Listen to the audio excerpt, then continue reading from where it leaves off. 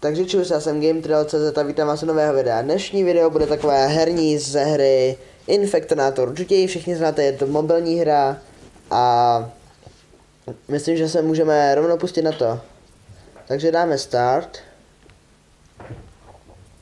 Dáme novou hru. A naše hra se jmenuje, bude jmenovat třeba,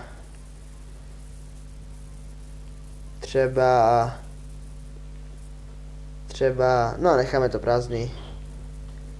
Já my musíme napsat jméno, takže se to budeme jmenovat GameTrail.cz. Tak. A myslím, že budeme moct jít na to.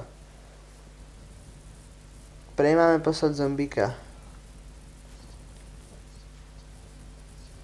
Shit, musíš zabít, tak. A v tuto hře je vlastně o to nakazit co nejvíc lidí zombie nemocí.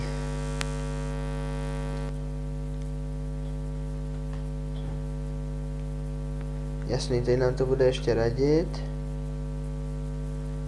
Jasný. Dáme si World Domination a začneme tady.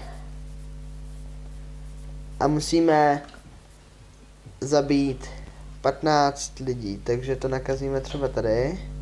A máme hned 3 zombíky. Wow, nemáme 3. Máme jich 20 000. Dobrý, všichni umřeli.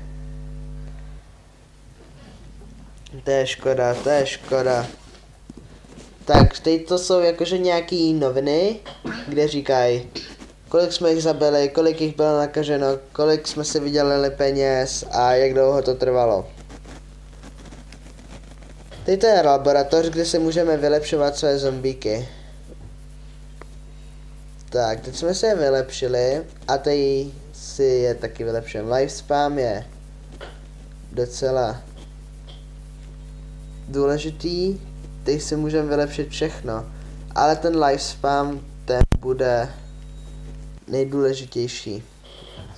Můžeme jít na tu malou vesničku, kde je jenom 20 občanů, ale nám to ovšem nevadí. Tak.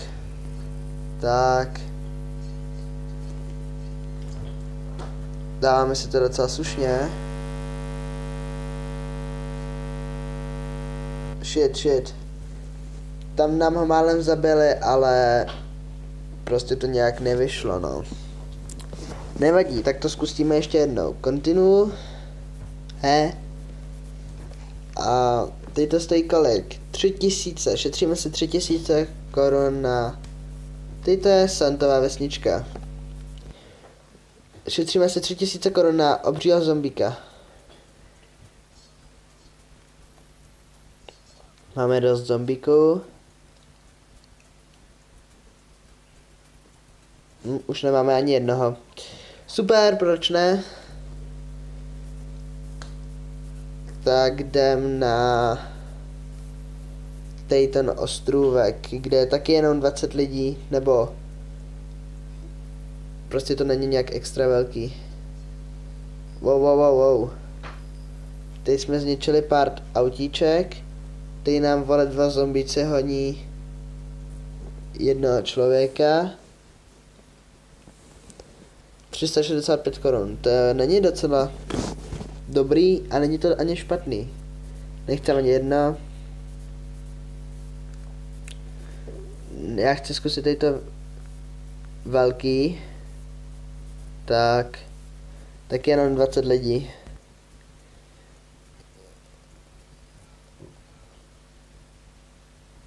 Tak. Snad si trošičku vyděláme. No, zase nic. Ale už máme 1000 korun, takže my jsme se prakticky mohli kouknout jenom na nějaký... No. Support, trap. Jo, jasný, nášropná mina.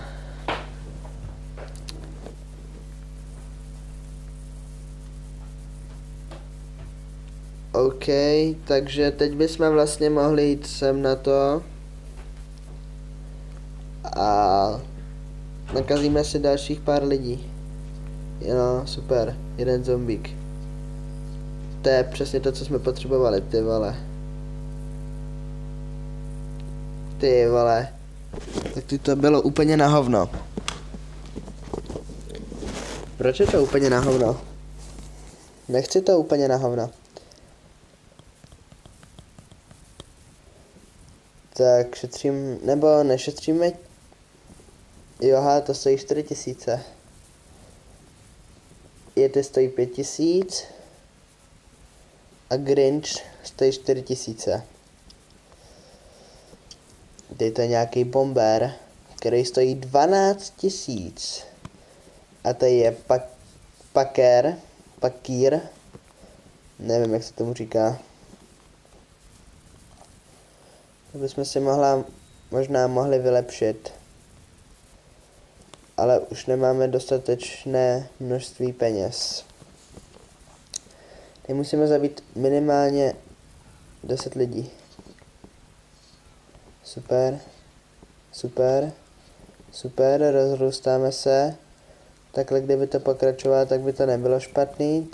Tak, přesně. Myslím, že jsme to nedali.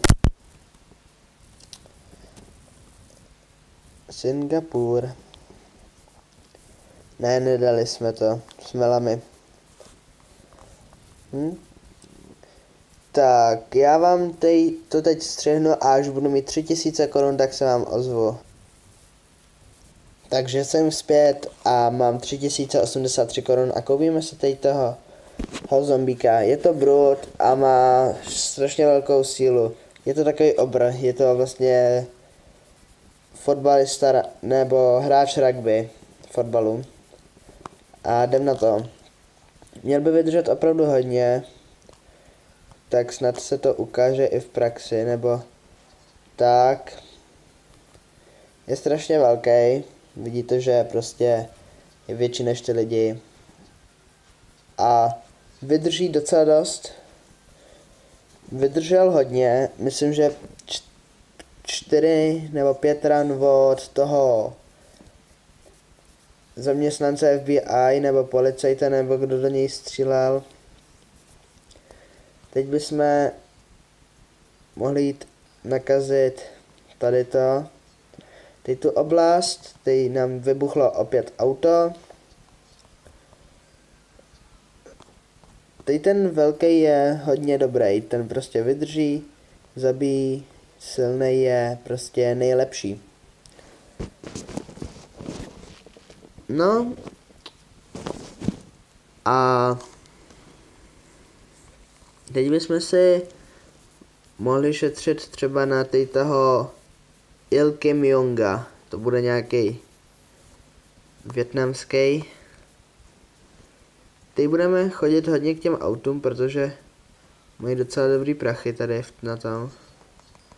Vidíte, když rozbijeme to auto, tak za to dostaneme slušný peníze.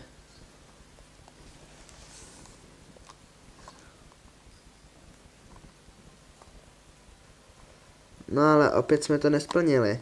Je to docela těžký, není to vůbec nic lehkého. Takže bychom se... Ježiš, to je strašně drahý. Upgrade lifespan speed. Možná bychom si mohli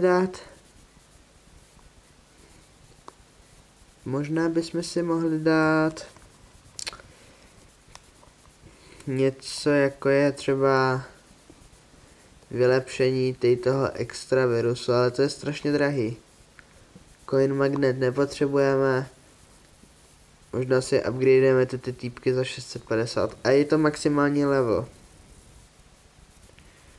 Tak jdem zkusit něco porazit. Populace 60. Tak to jdeme zkusit, tu jejich populaci 60, snad to dobijeme. Vypadá to, že asi ne. S tímhle skórem těžko, s 10 lidma. No. 260 korun bez koruny. A já si myslím, že pro ukázku této hry by to mohlo být všechno. Hra je zdarma na obchodu Play, stažitelná, jmenuje se to Infektonátor, když tak vám hodím jméno nebo odkaz do popisku videa. Za like, odběr či sdílení budu velice rád. A pokud se vám tato video na hru Infektonátor líbilo, určitě napište do komentářů, jestli mám pokračovat v této sérii nebo nemám a zda mám zkusit natočit jinou hru. Děkuji vám za shlédnutí videa a naschledanou.